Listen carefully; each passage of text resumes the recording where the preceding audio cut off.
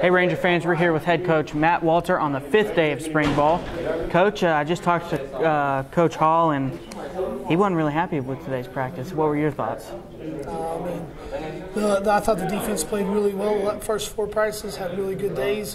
Today the offense had a pretty good day. Just overall with the tempo and anytime in spring, you're on the same team, but you got to go against somebody. You go against each other so much. One day one side of the balls will do really well. The next day another side of the balls will do really well. So, as a head coach, man, I win both days. You know what I'm saying? So we have to be good on defense. That was the whole reason of hiring Coach Ken Gordon and bringing his system in. And we've had our difficulties against it offensively, and then defensively we've had difficulties against the tempo and stuff that we're doing on offense today. Like today specifically, we did a one drive game basically, and offense drove it down and scored from 75 yards. So it was a good series there for the offense, and I know the defensive guys are disappointed, but they'll come back and compete on Wednesday, and that's what I'm asking them to do. Is continue to press forward and continue to compete and slug back every day. Slug back.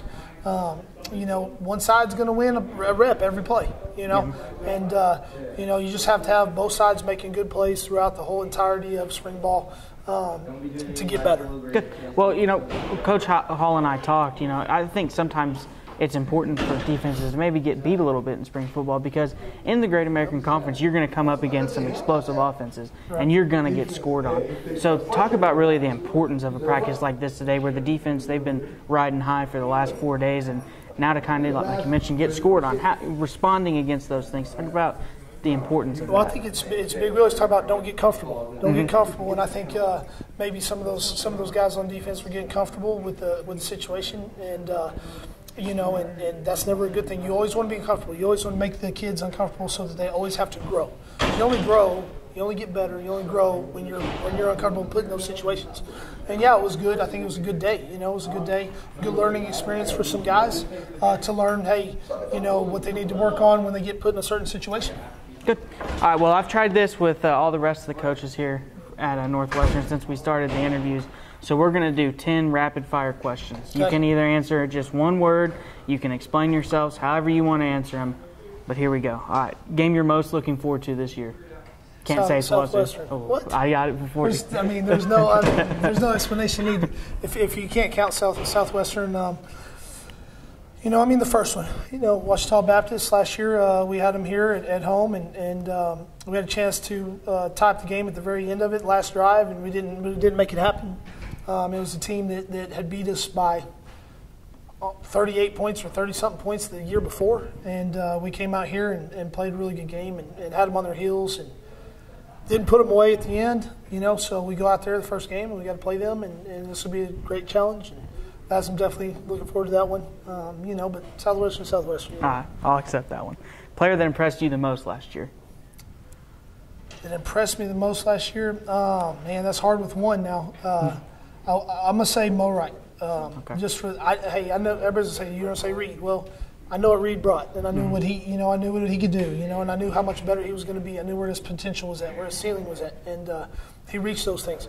But Mo came out here, and he was on a different level. He was on a different level from day one as a true freshman, and that was very impressive to see how he played the game and how he approached his work, and just the things he's been able to do as a true freshman have been really nothing short of amazing. Because I know in college football, man, it's such a transition, especially he's from a 2A high school in Oklahoma, and he came out here and looked like he belonged from day one.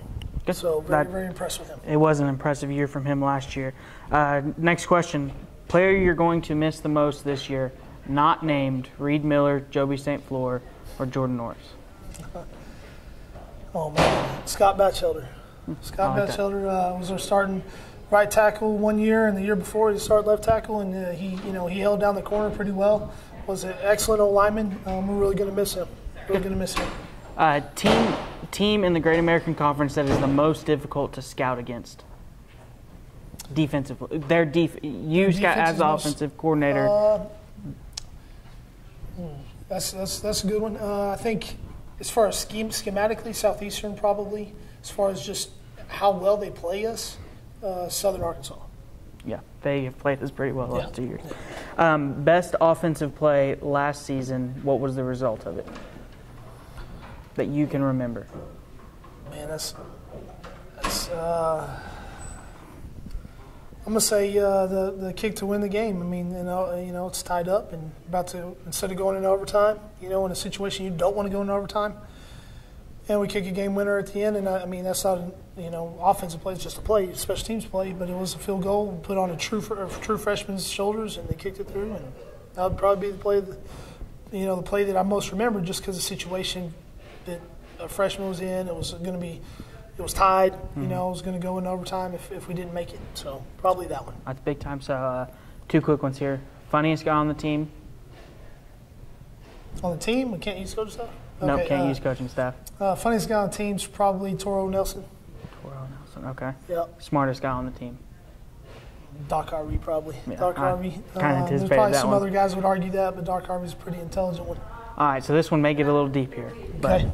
one play call that you made last year that you could go back and change. A play I called against Watchtown Baptist that turned it into an interception when we were driving, and we had them on their heels, and I called a play that we hadn't practiced, and that's never a smart thing to do.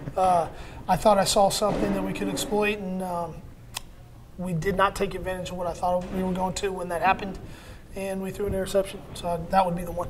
Good. All right, least favorite team to play, not named Southwestern. That can be either because they're good, because maybe you don't like them, just however you want to take it. I mean, I don't know that I have a least favorite team. I love the competition. I love playing the game. So, I mean, I guess just least favorite, just because there's not like a rivalry or anything there. Might be, a Henderson or something. I don't know. That's a hard question to answer. Okay. Because You like them all. yeah, I mean, there's nothing there other than Southwestern. There you go. But that's born and bred, right? That's right. So, All right, final question. One word to describe the spring thus far. Boy, I messed that one up. yeah, you did. I did. One word to describe the spring thus far. Effort. Just, and we still have our lows, and we still get on the guys for not running hard, but effort. The effort it's a different intensity and effort. I guess those kind of words are the same, in the context that I'm using it, but effort. Effort would be the one word. Good deal. So, Well, we've heard about it all spring season. The effort's there. We're ready to see the results on the spring game and going into next season. Appreciate it again, Coach. Awesome. Thank you. Yep.